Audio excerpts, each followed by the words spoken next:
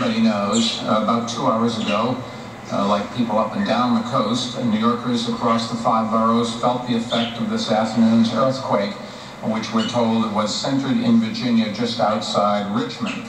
The U.S. Geological Survey reports that there was also a smaller aftershock in the Virginia area that was not felt here, and we're staying in touch with the USGS for further updates.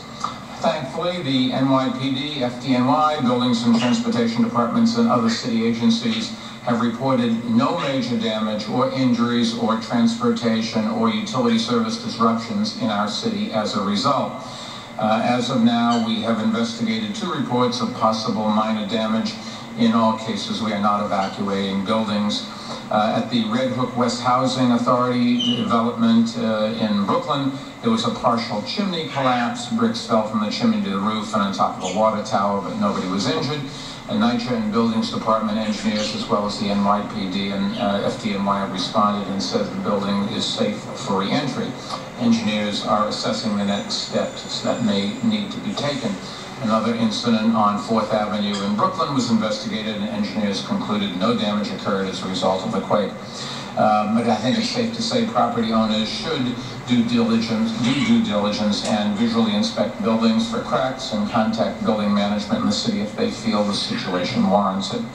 Turning to transportation, flights in and out of Kennedy, LaGuardia, and Newark airports have resumed.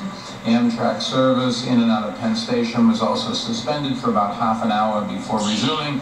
As a precaution, Transportation Department's bridge inspectors are visually inspecting the major river crossings, but there is no indication of any damage. The Department of Environmental Protection reports no damage to the water infrastructure in or outside the city.